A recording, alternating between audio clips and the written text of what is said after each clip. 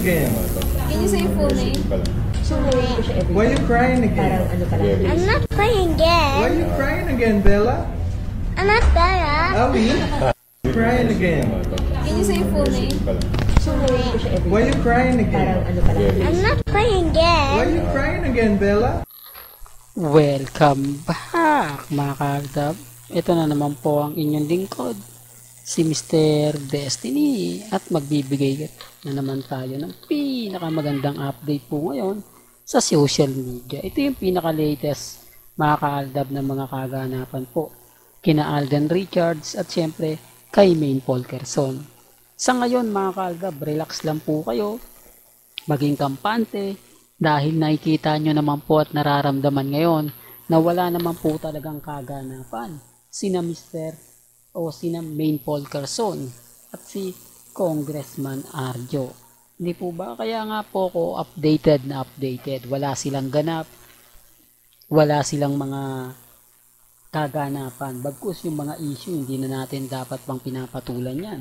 Hindi po ba? Kayo na nga po nagsabi na aldab lang tayo, Mr. Destiny. Kung ano man yung mga sinasabi na mga cut din, mga armain, okay lang yan. At least tayo, kampante at masaya.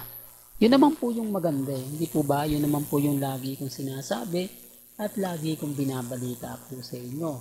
Sa mga bitter po sa akin, sa mga gigil na gigil sa akin, wala na po silang magagawa kundi tanggapin ang katotohanan. Katotohanan na kahit bali-baliktaran natin ang sitwasyon, kahit sabihin natin na may mali, kahit sabihin na natin na may mga bagay-bagay po na kung iisipin mo, talagang bumabase pa rin. Di po ba? Kaya nga po kita nyo bawat update natin, bawat ganap natin, galing po mismo ito sa social media. Kaya yung iba po na mga bitter po kay Mr. Destiny, mga inis na inis at talagang galit na galit, wala. Di po ba? Kaya sabi ko sa inyo, si Mengay blooming na blooming po ngayon. Si Mengay, napakaraming mga ganap, napakaraming update na talagang makukumbinsi ka. Di po ba? Yung tipong, bakit ganon Mr. Destiny, punong-puno tayo ng update. Napakaraming mga kaganapan, napakaraming mga video na kumakalat ngayon. Talagang pumapabor at pabor na pabor talaga para sa Aldab Nation. Lalo na kila Maine Paul Quezon at Richard Paul Quezon. Hindi po ba? Kasi sa ngayon lang po mga kaaldab, hindi naman tayo kumbaga naiinis sa kanila. Dahil kahit anong bato po nila, talagang normal na normal lang po. Di po ba?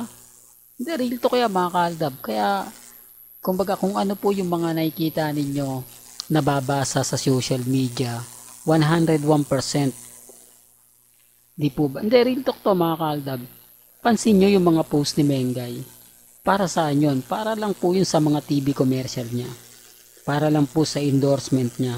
Wala siyang post o ganap na ikatutuwa po ng mga armin. Kaya nga po walang post Hindi po ba? Wala nga po si Mengay sa 8 Bulaga. Kaya dun sa mga taong nagsasabi na si Mengay ganito, busy po si Mengay. Saan nga po ba siya busy? Ano nga po ba yung pinagkakaabalahan po ni Mrs. Paul Quezon? Hindi, para lang klaro, para lang po sa kalaman ng lahat. Hindi po ba wala? Hindi nyo masasabi na nakatutok po siya sa kanyang negosyo. Hindi nyo pwedeng sabihin na kumbaga nag-aalaga siya ng mga bata na pamangkin kuno ni Congressman Arjo. Kaya sabi sa inyo yung mga nagsasabing nasa Bulacan ngayon si Maine, normal lang po yun. Di po ba? Kasi may bahay po sila Mengay at si Alden Richards sa likod po ng bahay po niya. Yung bakanting lote ron. Kung eto mga kaaldab, siguro mga Maine fanatics, yung mga talagang malapit na lang, sobrang lapit kay Mengay, alam po nila yan. Napuntahan din po kasi nila yan. Sigurado tayo dyan.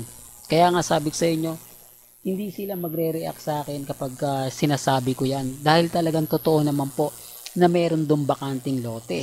Na kung saan, ginawan nga po ng bahay ni na Alden Richards at ni Maine Paul Quezon. Hindi rin ito kaya mga kaaldab. Although sinasabi, hindi, yung ano na yun ano lang naman yun bungalo lang naman na ginawa na yun, hindi naman masyadong ganito, hindi naman masyado ganun. Ano lang yun, pahinahan lang. Di po ba? Hindi, real talk yan. Kung ikaw po ang nagagawi sa Bulacan at pamilyar ka sa sinasabi ko, madali mo na siyang makikita o madali mo siyang maitatanong. Kasi hindi naman po magsasabi ng mga kumbaga walang katotohanan ang mga malalapit po kay Mengay na taga Bulacan. Sila po yung nakakaintindi at nakakaunawa. Hindi lang po talaga sila lumalantad o hindi lang po talaga sila nagpapakita dahil alam naman po natin once na magsalita po sila, once na mag-react po sila, maraming guilty, maraming inis na inis. At marami talagang totally magagalit. Kaya nga sabi ko sa inyo, relax lang po tayo mga mamis, mga titas. Ang importante lang po, yung mga ganap ni Mengay, yung ganap ni Alden, dun lang po tayo. Hindi po ba? Hindi, real talk yan. Dun lang po tayo. Kaya yung mga bumabatikos po sa akin, tanggapin nyo na po yung katotohanan na bukas sa makalawa, baka magulantang na lang po kayo. Nakakabingi po ang katahimikan ng mga nangyayari kay Mengay. Samantalang si Alden Richards, pa-chill-chill lang, pa-relax-relax lang. Di po ba? Halos inaano niya lang po yung mga talagang ginagawa niya. Ito yung mga hindi niya ginagawa since 2015 na nagagawa na po niya. Kaya nga baka magulat na lang po sila Kaya doon po sa mga nagpapakalat ng army, imposible po yan at mga cut din. Wala po silang post, wala po silang gana. Para lang po malinaw, para lang po klaro, kung mayroon pong cut din, hindi po yan makakalusot. Kina Ray Pumaloy, Ogie Diaz, at yung si Manay Lorit Solis na kung saan, pasensya na po kayo, kay Christopher Min po pala. Hindi ko mabanggit yung pangalan pag nakakalimutan ko na, mga kaaldab. Hindi po ba? Medyo iniiwasan na natin yan. Pero pasensya na po kayo kung nabanggit ko. Para lang po ito sa mga dumadaan. Para lang po ito sa mga madalas po mambas sa atin, sinasabing may cut din. Kung meron po sila, ang una nyong mababalitaan. Sila po yung unang-unang magpapakalat. Hindi nga po totoo Paano nga po nila ipapakalat yun? Paano nga po ba sisimpatya yung mga tao na alam po naman natin at alam naman po ninyo na hindi po totoo yung mga nangyayari at nagaganap. Kaya nga po, kampante lang, matatag, ano man po mangyari ngayon o mapanood, mapakinggan, hindi po tayo namimilit. Basta ako 101% na kapag wala si Mengay, matik na yan. Diyan po sila galit na galit. Sasabihin nila, hindi, pag wala si Mengay kasama si Congressman Arjo. Hindi naman po natin pinipilit yung gusto natin sa kanila. Kasi basta ako, marami pang aldab na naninindigan, marami pang aldab na sumusuporta po kay Mr. Destiny. Hindi ako magpapaapekto. Hindi ako magpapatalo. Yan po yung lagi nyong tatandaan na never po tayong magpapatinag at never po tayong magpapaapekto. Ano man po yung mga napabanggit nila, napapanood, napapakinggan. Kampante lang. Lalo na po yung sa mga bitter po sa akin, sa mga naiinis po sa akin. Tanggapin na lang po nila yung katotohanan na hindi po nagpapaapekto at never pong magpapaapekto si Mr. Destiny.